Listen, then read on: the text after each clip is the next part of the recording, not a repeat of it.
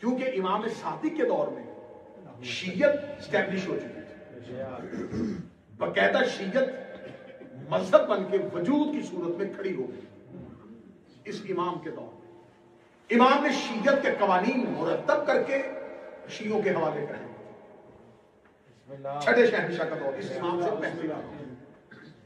اب باقاعدہ طور پر امام کی یونیورسٹی میں فارغ التحصیل طلاب جو ہیں وہ پوری دنیا میں پڑھا رہے ہیں۔ اب صرف یہ نہیں تھا کہ امام اب خود مناظرے کرتے تھے، خود بحث کرتے تھے، اب امام کے پاس عباد ابن تغلب بیٹھا ہوا ہے، ابو بصیر بیٹھا ہوا ہے، زرارہ بیٹھا ہوا ہے، صفوان بیٹھا ہوا ہے، علم الکلام، اگر کسی نے علم طب علم سائنس دیکھنا ہو تو جابر بن حیان سامنے شاگرد بن کے بیٹھے۔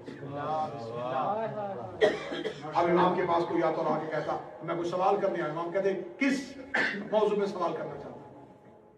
حدیث پہ، فرمایا ابو بصیر سے کہا۔ مولا ابن ریاضی پہ بات کرنی ہے عوام سے، مولا ابن فقہ پہ بات کرنی ہے زرارہ سے۔ اور کیسے وہ لائق شاگرد تھے جو استاد کے سامنے لوگوں سے مناظرے کیے۔ اس امام کے دور میں جب شیعت مضبوط ہو چکی تھی اور اقتدار بنی امیہ سے نکل گئی، بنی عباس میں شفٹ ہو چکا، اور یہ مناظرانہ گفتگو ہے لیکن میں یہاں پر یہ بات ضرور کروں گا، عزت دار چہرے تشریف فرمائے، قبلہ سرکار ناصر جعفری صاحب تشریف فرمائے، بابا سید رخسار صاحب، اتنے عزت دار چہرے میرے سامنے بیٹھے ہوئے ہیں۔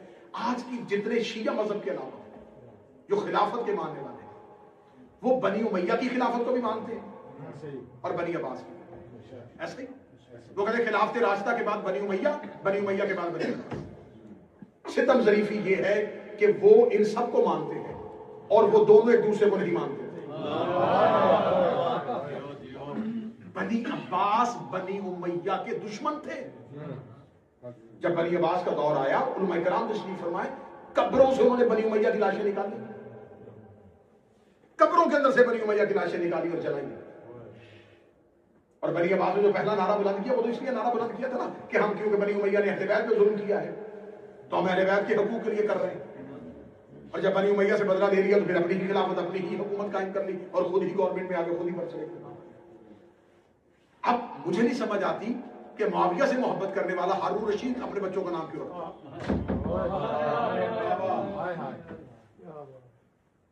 بالکل ایسے ہی جیسے ایک مولانا بیٹھے ہوئے تھے، اس نے کہا میں سیدنا ہمارے یاسر پہ تحقیق کر رہا تھا اور مجھے پتا چلا کہ انہیں سیدنا امیر معاویہ نے قتل کیا۔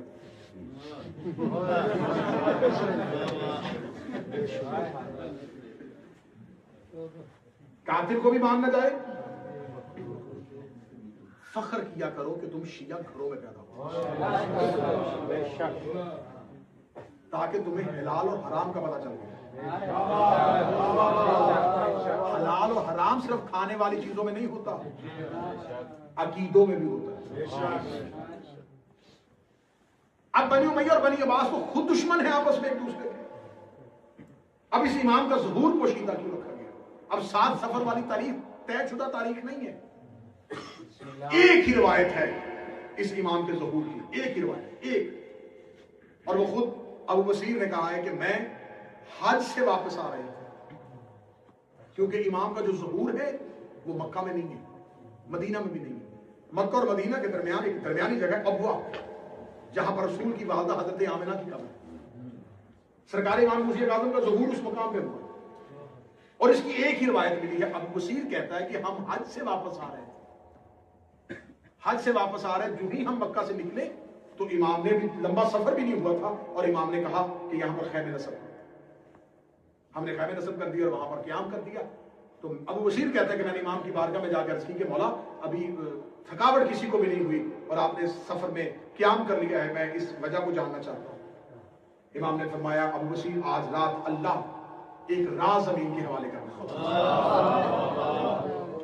ابو بصیر کہتا ہے کہ میں نے رات بے چینی میں گزاری کہ وعدہ امام ہے کہ آج کوئی راز زمین پہ ظاہر ہو، تو میں بار بار منہ آسمان کی طرف کر کے دیکھتا تھا، اور جب صبح ہوئی تو میں فجر کی نماز پڑھنے کے بعد گیا تو امام مصروف تھے تلاوت قرآن تھے، میں نے امام کی بارگاہ میں جا کے کہا فرزند رسول آپ کا کل وعدہ تھا کہ آپ نے کہا تھا کہ آج کی رات ایک راز زمین پر ظاہر ہوگا، تو میں تو ساری رات آسمان کی طرف دیکھتا رہا، کوئی ایسی تبدیلی مجھے نظر نہیں آئی. تو امام نے قرآن پڑھتے ہوئے دوسرے دانوں سے کپڑا ہٹایا اور ایک چھوٹا سا بچہ میرے سامنے کیا. امام نے فرمایا یہ ہے وہ رات جو اللہ نے رات کو ظاہر کر دے گا.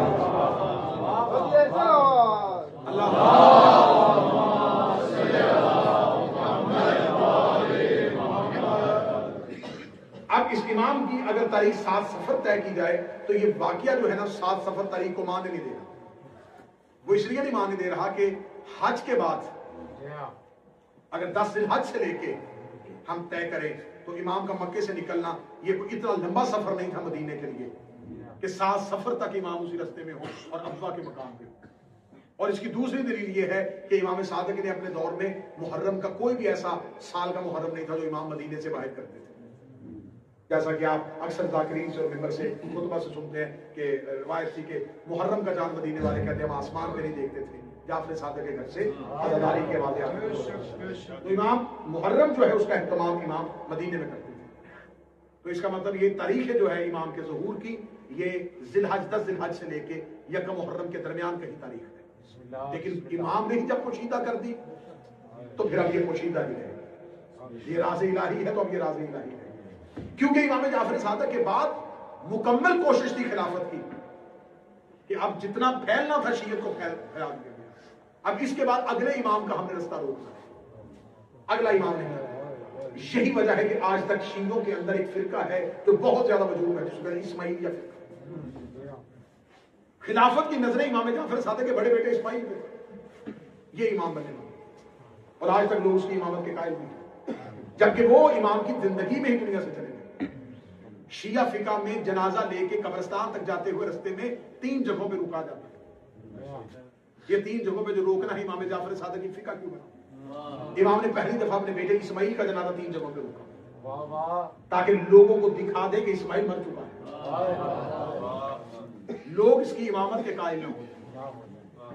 اب یہ ہے کہ 128 ہجری ہے جب امام دنیا میں آتے تشریف لائے. پھر آپ اس امام کی کیونکہ زندگی ہم ساری ہی مصائب میں پڑھتے ہیں اور گزری بھی زیادہ مصائب میں, لیکن میں پوری ذمہ داری کے ساتھ کہہ رہا ہوں کہ 12 ائمہ میں سے جتنی کربلا کے بعد انقلابی دور ہے وہ اس امام کا دور. سب سے زیادہ تحریکیں جو ہیں وہ اس امام کے دور. ہمارے کتنے کل امام ہیں اہل سنت کے کتنے ہیں؟ چاروں کے چاروں امام اس اکیلے امام کی زندگی میں ابو حنیفہ سے لے کے شافعی تک مالک اور حنبل 4 امام زندہ صرف ایک ہی امام کے دور میں آئے ہیں وہ اس امام. کسی امام نے اتنے ظالم بادشاہوں کا دور نہیں دیکھا. 4 ظالم بادشاہ اس امام کے دور, یعنی کہ 4 ظالم ترین عباسی بادشاہ اکیلا امام. ایک طرف کیا ہے ظالم بادشاہوں کا دور ہے اور ملوکیت کا سامنا اکیلا ہے. ادھر منہ کرتا ہے تو فقہ کے 4 امام جھوٹے بن چکے ہیں, ان سے مقابلہ کریں. صوفیزم اس کا آغاز بھی اسی امام کے دور میں ہوا. ادھر صوفیزم سے بھی میرا امام مقابلہ کرتا. یونان کا فلسفہ پہلی بار عربی زبان میں ٹرانسلیٹ ہو کے عباسیوں نے مسلمانوں میں تقسیم کرنا شروع کر دیا فلسفہ, تاکہ لوگ فلسفے میں چلے جائیں اور عقیدہ توحید بھی چلا جائے, عقیدہ رسالت بھی چلا جائے اور لوگ فلسفے میں گم ہو جائیں. یونان کا فلسفہ جو پہلی دفعہ عربی میں ٹرانسلیٹ ہوگا وہ بھی اسی امام کے دور میں. ادھر سے اس کا رستہ بھی روکنا ہے, ظالم بادشاہوں کا سامنا بھی کرنا ہے, اماموں کا سامنا بھی کرنا ہے. کربلا میں حسین نے صرف ایک تحریک کا مقابلہ کیا تھا, موسیٰ کاظم 4 تحریکوں کا مقابلہ. اور اس پوری زندگی میں 55 سال کی ظاہری حیات طیبہ ہے, 35 سال کا دورہ امامت ہے, 35 سال میں 16 سال قید ہے, 14 سال میں شور ہے, لیکن ٹوٹل قید کا دورانیہ اگر ملایا جائے وہ 16 سال ہے. اب تفصیلات کا وقت نہیں, ورنہ میں اگلی کسی مجلس میں مانچسٹر میں یا بری یا بولٹن کسی بھی مجلس میں اس امام پہ گفتگو کرتے ہوئے ایک بادشاہ کے دور میں امام کی زندگی میں ہونے والی تحریکیں پڑھوں گا تو اس میں یہ پورا واقعات آ جائیں گے. اکیلا امام ان ساری چیزوں کا مقابلہ 35 سال کی مدت امامت اور 10 سال باپ کے ساتھ زندگی, اور وہ ابھی ایسے گزاری 148 میں امام جعفر صادق کی شہادت ہے, 148 تک امام جو ہے یہ مکمل ان کی امامت کے دور میں ساتھ ساتھ چل رہے ہیں. امام بیٹھے ہوئے ہیں, بچپن ہے, ظاہری طور پہ حیات طیبہ 8 یا 9 سال. ابو حنیفہ آیا امام جعفر صادق, تو اس نے آگے دیکھا کہ امام موسیٰ کاظم ایک ایسی جگہ پہ نماز پڑھ رہے ہیں جہاں سے لوگ آگے سے گزر رہے ہیں. تو امام ابو حنیفہ جو ہے وہ کیونکہ امام جعفر صادق کے مقابلے میں قیاس کرتا تھا, قیاس سے کام لیتا, تو اس نے یہ فتویٰ جاری کیا ہوا تھا کہ نماز پڑھتے ہوئے اگر کوئی آگے سے گزر جائے تو نماز نہیں ہوتی. اور اس کا قیاس کیا تھا کیونکہ اللہ اور بندے کا رابطہ نماز ہوتی ہے, درمیان میں سے کوئی گزرے گا تو وہ خلل آ جائے گا اور وہ نماز ٹوٹ جائے گا. یہی وجہ ہے کہ آج تک ان کے ہاں یہی فقہ کے اندر رائج ہے کہ نماز پڑھتے ہوئے کوئی آگے سے گزرے تو نماز ٹوٹ جائے. بلکہ تو اب تو کچھ علماء جو ہیں وہ یوٹیوب پر نمازی کے آگے سے گزرنے کا طریقہ بھی بتاتے ہیں کہ نمازی کے آگے سے کیسے گزرے. شکر کیا کرو کہ صادق امام ملا. یہ میں اسی کی بات کر رہا ہوں جس نے کھیرا کاٹنے کے احکام بھی بتایا. اب امام موسیٰ کاظم نماز پڑھ رہے ہیں اور ابو حنیفہ نے دیکھا کہ امام جعفر صادق ممبر پہ بیٹھے اور ایک بچہ نماز پڑھ رہے ہیں. اسے شخص سے پوچھا یہ کس کا بیٹا ہے؟ اس کا موقع مل گیا. آگے کہنے لگا فرزند رسول آپ اپنے بچوں کو کیوں نہیں بتاتے نماز کیسے پڑھتے ہیں؟ انہوں نے کہا کیا ہوا؟ فرمایا آپ کا بیٹا وہاں نماز پڑھا ہے جہاں سے آگے سے لوگ گزر رہے ہیں. امام صادق نے اسی سے جا کے جو پڑھا. یہ سوال نہیں تھا, یہ جعفر صادق نے موسیٰ کاظم کی غدیر کا انتظام کیا تاکہ پتہ چلے کہ کلا امام ہے. ابو حنیفہ چلتا ہوا جہاں پر امام موسیٰ کاظم نماز پڑھ رہے تھے قریب آ کے بیٹھ گیا. جو ہی نماز تمام ہوئی کہنے لگا اے فرزند جعفر صادق, آئندہ نماز پڑھنی ہو تو کسی ایسی جگہ کا انتخاب کیا کریں جہاں سے آگے سے کسی کو گزرنے کا اندیشہ نہ ہو. امام نے دیکھا ہے ابو حنیفہ اگر کوئی آگے سے گزرے تو کیا ہوتا ہے؟ کہنا آپ کو نہیں پتا کہ نماز اللہ کی بندگی ہے اور یہ قربتاً اللہ ہے اور یہ صرف اللہ ہی کے لیے ہے. تو جب اللہ کے لیے نماز پڑھے درمیان سے کوئی مخلوق کا گزر ہو جائے تو نماز میں خلل ہو جاتا ہے. تو لہذا اللہ اور بندے کے درمیان کوئی نہیں گزرنا چاہیے. امام نے کہا تجھے کس نے کہا ہے کہ میرے اور اللہ کے درمیان کوئی فاصلہ تھا؟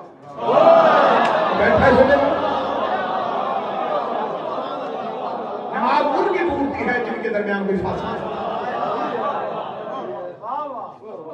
اس کے میرے درمیان کوئی ایسا فاصلہ نہیں تھا کیونکہ وجود درمیان سے گزر جاتا, بلکہ اس کے اور ہمارے درمیان سے کبھی کوئی خیال بھی نہیں گزرتا.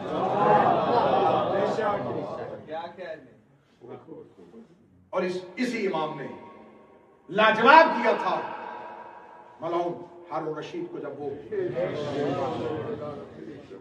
مکہ میں آیا تھا اور یہ طواف کعبہ کر رہا تھا اور اس نے دیکھا کہ یہ پورے سرکاری پروٹوکول کے ساتھ طواف کر رہا تھا. اس کے ساتھ سپاہی تھے, لشکر تھے, خوشامدی تھے. یا اچانک ایک آواز آئی فرزند رسول آ رہے ہیں, فرزند رسول آ رہے ہیں, فرزند رسول. ہجوم ہٹنا شروع ہو اور امامت کا جاہ و جلال, امامت کا روب, امامت کی ہیبت کہ لوگوں نے ہارون رشید کو پیچھے دھکیلا. جب گزرے تو اس نے کہا یہ ہاشمی ہر جگہ پہ اپنی حاکمیت اور اپنا افضل اور اپنا بہتر ہونا ثابت کرتا ہے. جب امام کریم سے گزرے تو اس نے کہا باخدا میں اسی کو قتل کر دوں گا اسی حرم کے اندر. ساتھ یہ اس کا نوکر آگے بڑھا. اس نے کہا نہیں نہیں نہیں فضل بن ربیہ نہ نہ نہ قتل نہ کرنا, یہاں قتل نہ کرنا, یہاں قتل نہ کرنا. اب وہ کہہ رہا ہے قتل کرنا ہے اور اس کا مشیر کہہ رہا ہے کہ یہاں قتل نہ کرنا. اور امام موسیٰ کاظم طواف کرتے ہوئے وہیں پر رکے.